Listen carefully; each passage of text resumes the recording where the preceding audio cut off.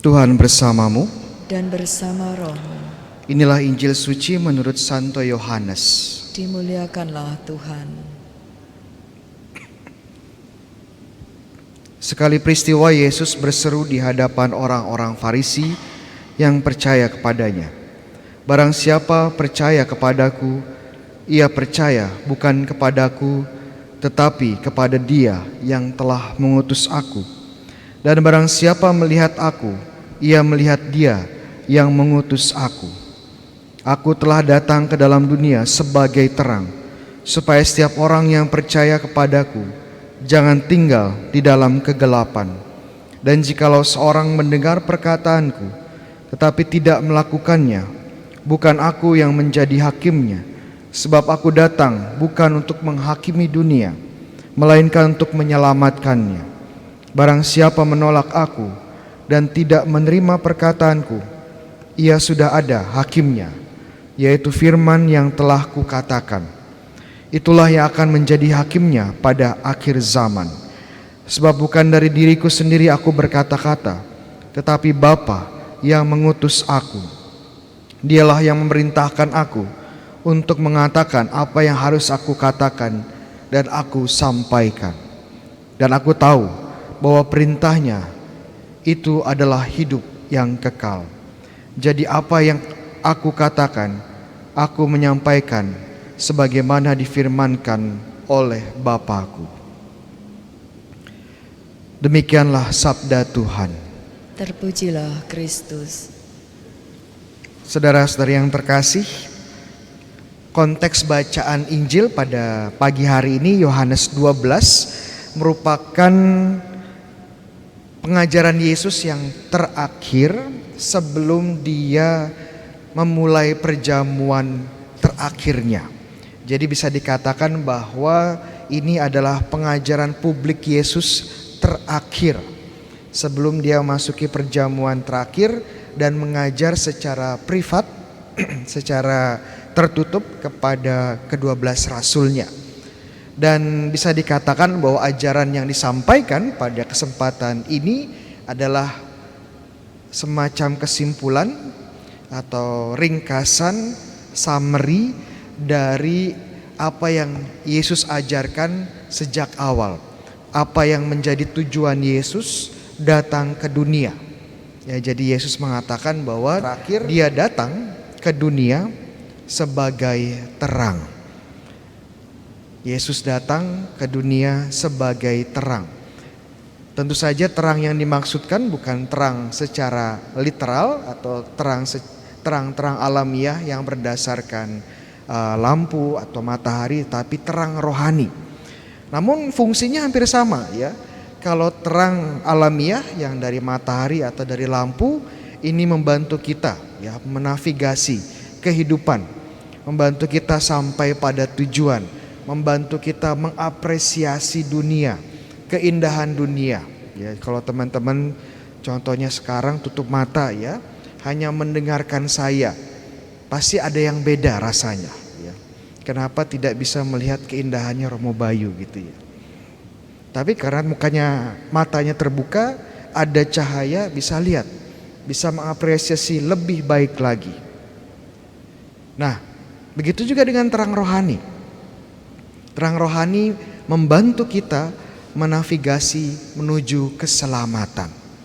Dan terang ini memberikan kita, menunjukkan kita, mewahyukan kepada kita siapa sih sebenarnya Allah kita itu.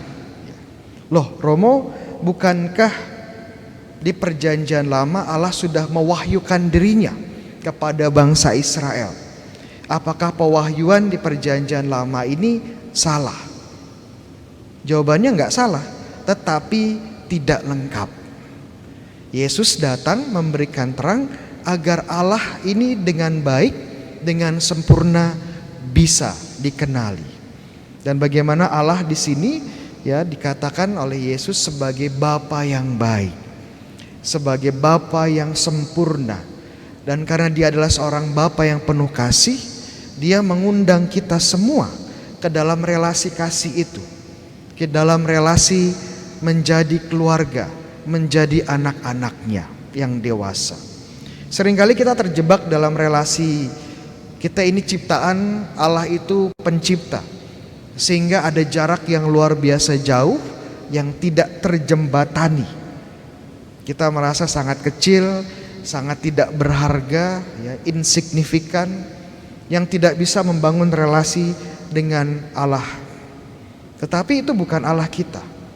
Kadang-kadang kita juga terjebak dalam pola pikir Allah itu adalah majikan, kita ini hamba atau budaknya. Sehingga relasi yang terbangun itu berdasarkan rasa takut. Apa yang kita lakukan itu karena kita takut. Nanti takut dihukum, takut masuk neraka, takut durhaka, takut kena kutuk, segala macam.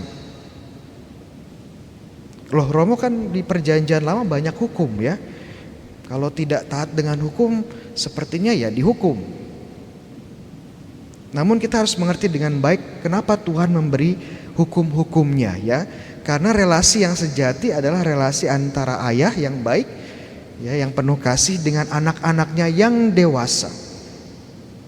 Yang taat kepada bapaknya bukan karena takut, tetapi karena kasih. Ekspresi kasih. Karena bapaknya saat Allah Bapa memberikan hukum, itu juga ekspresi kasihnya kepada kita. Mungkin ilustrasinya waktu saya kecil orang tua punya banyak peraturan buat saya. Salah satunya peraturannya kalau main di luar itu hanya sampai jam 6 sore, nggak boleh lebih.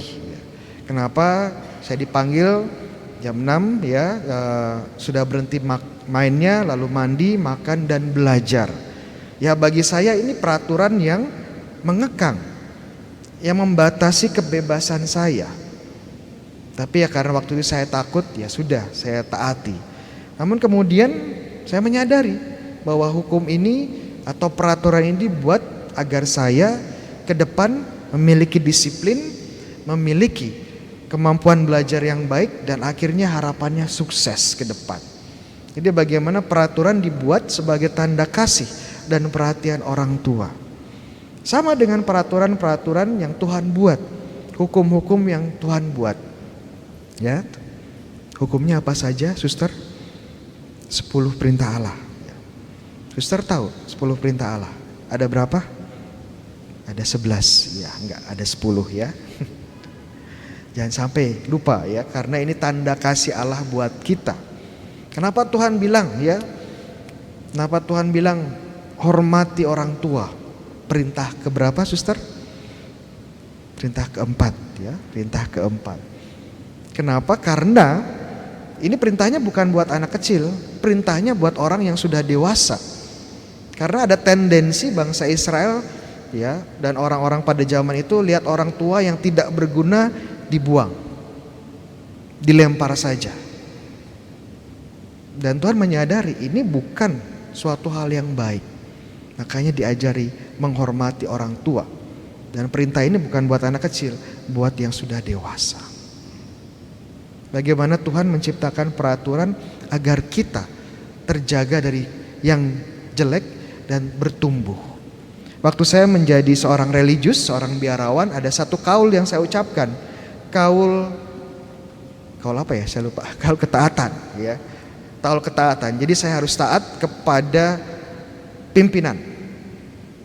Nah waktu itu saya cukup dilema ya, kan kalau pimpinan saya bilang atau mengutus saya pada hal-hal yang saya tidak suka, gimana itu?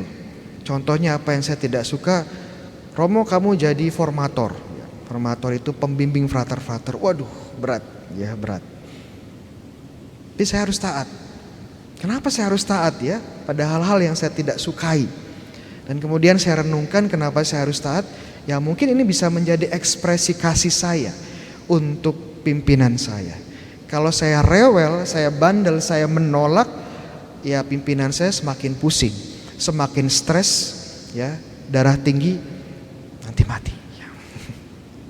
Jadi bagaimana ketaatan pun bisa menjadi ekspresi kasih. Dan ini yang diundang oleh Yesus kepada kita. Bagaimana relasi kasih yang membangun. Jangan sampai kita taat, kita ke gereja hanya karena takut ya, hanya karena takut dihukum, takut kualat, takut tidak mendapat berkat, takut rezeki tidak lancar ya.